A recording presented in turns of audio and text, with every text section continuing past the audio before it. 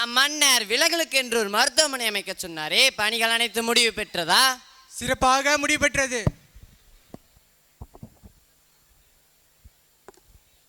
விலங்குகளுக்கென்று மருத்துவமனை அமைத்ததும் சாலையோர மரங்களை நட்டதும் சரிதான். ஆனால் சட்ட திட்டங்களை தூண்களில் செதுக்கி வைப்பது தேவைதானா? தேவைதான் அமைச்சரே. இங்குதான் நம் மன்னரின் மனிதனையும் வெளிப்படுகிறது. அதிகாரிகள் தங்களின் அதிகாரத்தை துஷ்பிரயோகம் செய்யக்கூடாது, மக்களுக்கு நல்ல செயல்களை செய்ய வேண்டும் என்பதற்காகவே இப்படி ஒரு ஏற்பாட்டை செய்திருக்கிறார் நம் மன்னர். அடுத்து நம் மன்னரின் இலக்கு கலிங்கத்தின் மீது உள்ளது போல் தெரிகிறது. ஆம், ஏனென்றால் கலிங்கம் மிகுந்த கப்பல் படை வலிமை கொண்டது. நம் இராணுவத்தை பலப்படுத்தவும் ஆட்சியை விரிவாக்கவும் கலிங்கத்தின் மீது போர் தொடுப்பது அவசியமாகிறது. நம் மக்கள் வாணிபம் செய்வதற்கு மிகவும் சிரமப்படுகிறார்கள். கலிங்கம் நாம் ஆட்சிக்கு உட்பட்டு விட்டால் அந்த சிரமம் நமக்கில்லை. ஓ, அதனால்தான் நம் மன்னர் கலிங்கத்தின் மீது தன் இலக்கினை செலுத்தியிருக்கிறாரா? ஆமாம் அமைச்சரே.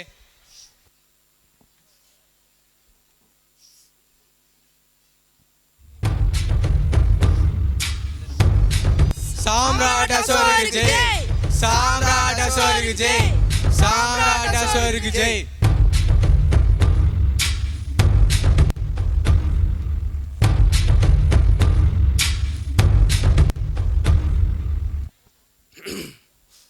யுத்தமே முழங்கட்டும், அதுவே விரைவில் ஜெயமாக மாறி ஒழிக்கட்டும்.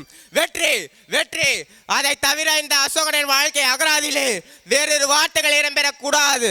போர் முரசு ஒழிக்கட்டும், அணிவகுத்து நிற்கட்டும் ரத கஜத்துவ பதாதிகள்.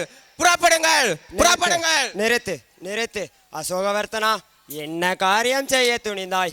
வாலிபம் எடுக்கும் வாழ்நாளிலே எதையாவது சாதிக்க வேண்டும் என்ற நினைப்பையும் ஒருங்கே கொண்ட நீ எப்போதப்பா இப்படி கொடுங்கோலனாய் மாறினாய்? புத்த வீச்சுவே, கலிங்கத்தின் மீது யுத்தம் கூடாது என்கிறீர்களோ? இல்லை இல்லை, யுத்தமே கூடாது என்கிறேன் நான். அதை யாராவது புடவை கட்டி கொண்டிருக்கும் புத்திசாலியத்தில் சத்தம் போட்டு கூறும்.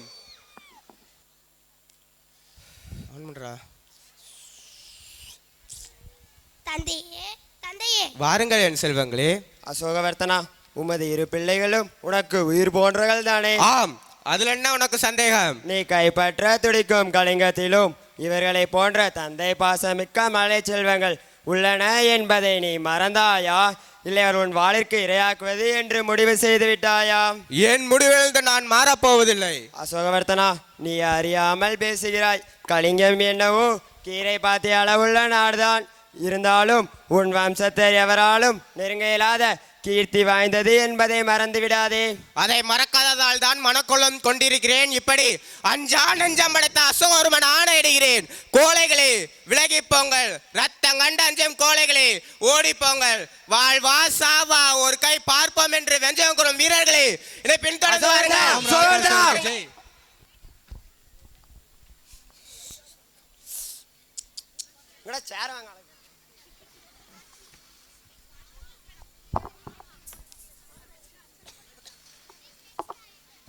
காட்சி 2.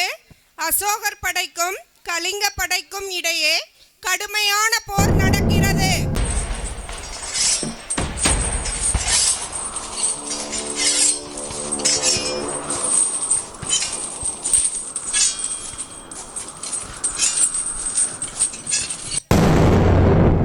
உக்கிரமான போர் ஒரு நாள் அல்ல, இரு நாள் அல்ல, 150 நாட்கள் போர் நடந்தது. கலிங்கம் வீழ்ந்தது, அசோகர் வென்றார். எங்கே என் மகன், எங்கே என் மகன்?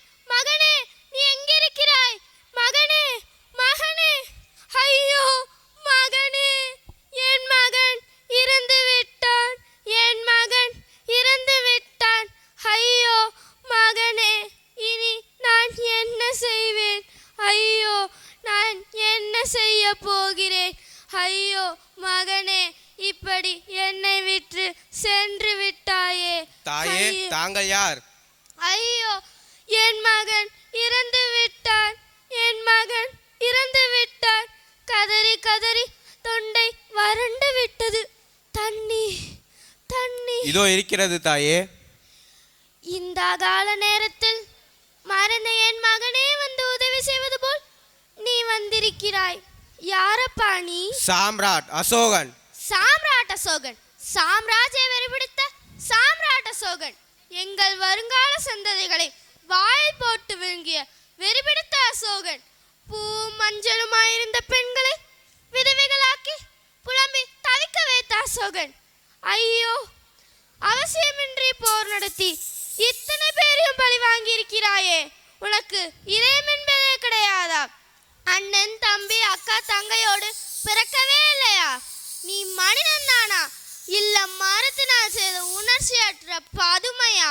ஐயோ, நீ கொலைகாரன், நீ கொலைகாரன், ரத்த வெறிபிடித்த வேங்கையும் விட கொடியவன். சீ, உன் கையால் தண்ணீர் வாங்கி குடிப்பதை விட சாவதே மேல், சாவதே மேல். ஐயோ மகனே, புத்தம் சரணம் கச்சாமி, சங்கம் சரணம் கச்சாமி, தர்மம் சரணம் கச்சாமி. துறவி, ஆந்தையும் வவ்வாலும் உலாவும் நேரத்தில் கோட்டானும் கழுகும் குடியிருக்கும் இடத்தில் தாங்களா? ஆமாம், நோய் இருக்கும் இடத்தில் தானே வைத்தியனுக்கு வேலை. அதனால்தான் மண்ணாசை என்னும் தொழுநோய் பிடித்து தேம்பி அலையும் முன்னை தேடி வந்தேன். ஏற்கனவே ஏர்முனைப்பட்ட நஞ்ச நிலம் போல் புண்ணாகி இருக்கிறது என் உள்ளம். தயவு செய்து மீண்டும் என்னை கெடுத்து விடாதீர். அசோகவர்த்தனா, இந்த ஆளிசூழ் உலகத்தில் கெடுக்க முடியாத நபர்களே இல்லையப்பா. சத்திரிய குல திலகனே, சிறிது நேரம் உன் காதுகளை எனக்கு கடன் கொடப்பா. ஒரே ஒரு முறை சிந்தித்துப்பார், நீ எப்படி வெற்றாய் இந்த கலிங்க பூமி என்று. அடுக்கடுக்காக கபால ஓடுகளை கொட்டி நிறுத்தி 1000 வீரர்களை கொன்று குவித்து அவர்களது விதவை மனைவிமார்கள் அறுத்திருந்த கூந்தலை கயிறாக திரித்து உமது வெற்றி கொடியினை பறக்க விட்டிருக்கிறாயே. இதுவா வீரம், இதுவா வெற்றி, இதுவா வேகம், இதுவா மானம்? இல்லை இல்லை, அவமானம், அவமானம். போதும் துறவியே, தெளிந்த நீர் போல் இருந்த உள்ளத்தை அறிவு கல்லிருந்து குழப்பி விட்டீர். ஐயோ, எனக்கு பைத்தியம் இது போல் இருக்கிறது, இங்கிருந்து சென்று விடும். ஆனால் அசோகவர்த்தனா, மறந்து விடாதே, அன்புதான் இன்ப ஊற்று, அன்புதான் உலக ஜோதி, அன்புதான் உலக மகாசக்தி, அன்புதான் இன்ப ஊற்று, அன்புதான் உலக ஜோதி, அன்புதான் உலக மகாசக்தி. சாம்ராஜ்ய வெறிபிடித்த சாம்ராட் அசோகன், எங்கள் வருங்கால சந்ததிகளை வாய் போட்டு விழுங்கிய வெறிபிடித்த அசோகன், பூ மஞ்சளுமாயிருந்த பெண்களை விதவைகளாக்கி புலம்பி தவிக்க வைத்த அசோகன். ஐயோ, அவசியமின்றி போர் நடத்தி இத்தனை பேரையும் பழி வாங்கியிருக்கிறாயே, உனக்கு இதயம் என்பதே கிடையாதா? அன்புதான் இன்ப ஊற்று, அன்புதான் உலக ஜோதி, அன்புதான் உலக மகாசக்தி. புத்த பீச்சு கூறியதை கேட்காமல் அவசியமின்றி போர் நடத்தி இத்தனை பேரை இழந்து விட்டேனே. ஐயோ, நான் என்ன செய்வேன்? இதற்கெல்லாம் காரணம் நான் தான். ஆம், அன்புதான் இன்ப ஊற்று, அன்புதான் உலக ஜோதி, அன்புதான் உலக மகா சக்தி. அசோகா, நீ அருள் பெற்றாய், மருள் உடைத்தாய். ஐயோ, இந்த அநாகரிய மனித பதரின் அற்ப ஆசையால் வெற்றி பித்தத்தால் 100,000 பேர் தன் உயிரை தத்தம் செய்திருக்கின்றனரே. 150,000 பேர் கையிலந்து காலிலந்து கண்ணிலந்து மெய்யெல்லாம் புண்ணடைந்து புலம்பி தவிக்கின்றனரே. இத்தனைக்கும் காரணம் இந்த வீரவாள், இந்த குலை கருவினால் எத்தனை உயிரை கிள்ளி எறிந்திருப்பேன், எத்தனை இளம் இதயங்களை கிழித்தெறிந்திருப்பேன். அனைவரையும் ஒரே வீசில் வெட்டி வீசிய வீரவாளே, இனி கடந்து விட என் உரையை விட்டு. கடும் புயலாய் சீறி வந்த கட்டாரியே, கூறு ஓட்டு நங்கத்திலே கொடுமை மிக்க கட்டாரியே, இனி கடந்து விட நரையை விட்டு. அசோகா, நீ மாறிவிட்டாய், தலைகளாய் மாறிவிட்டாய். ஏ கலிங்கமே, இனி எனக்கு மண் வேண்டாம், பொன் வேண்டாம், மணிமுடி வேண்டாம்.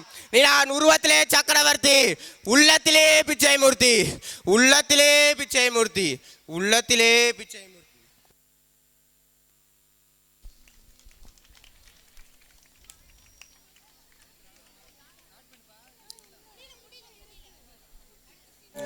காட்சி 4, புத்தர் சிலை அருகில் அசோகர். போதி மரத்து புத்தரே, ஆண் பெண் தவிர வேறு சாதி இல்லை என்று மேதினி குணத்திய புத்துலக சித்தனே, இனி நீதான் வேண்டும், உன் அன்புதான் வேண்டும், உன் அருள்தான் வேண்டும். என்னை ஏற்றுக்கொள், என்னை ஏற்றுக்கொள். தந்தையே, நாட்டை துறந்து காட்டிற்கு செல்ல போகிறீர்களா? இல்லை மகளே, நீ நாம் போர்க்களம் துறந்து அன்பு வழி பூண்டு புத்தரளி நடப்போம். தந்தையே, மற்ற உயிர்களை தம்முயிர் போல் மதிக்கும் மனப்பான்மை ஒருவருக்கு வந்துவிட்டால் அவர் எல்லா உயிர்களையும் இன்புற்று இருக்கவே பாடுபடுவர். இனி நாங்கள் இருவரும் புத்த பெருமாளின் வழிபடி நடந்து கொள்வோம். ஆம் செல்வங்களே, இனி நாம் மட்டுமல்ல, அனைவரும் புத்தர் வழி நடப்போம். யாரெங்கே? கூறுங்கள் மன்னா. அமைச்சர் பெருமக்களை அழைத்து வாருங்கள். ஆகட்டும் மன்னா.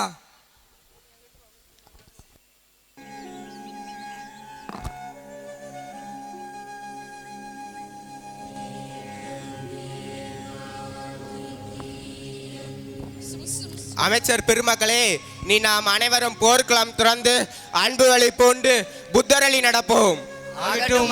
நாம் புத்தர் வழியில் நடப்போம். போரே வேண்டாம் என்று துணிந்து புத்த மதத்தை சார்ந்த அசோகர் சில ஆண்டுகளில் புத்த பீஜுவாக மாறினாலும் தொடர்ந்து அரசனாக நீடித்து நாட்டை வளப்படுத்தி பார்போற்றும் நல்லாட்சியை வழங்கினார். எல்லாவற்றிலும் உச்சத்தை தொட்டு குறை கூற முடியாத அளவிற்கு அசோகரின் ஆட்சி அமைந்திருந்தது.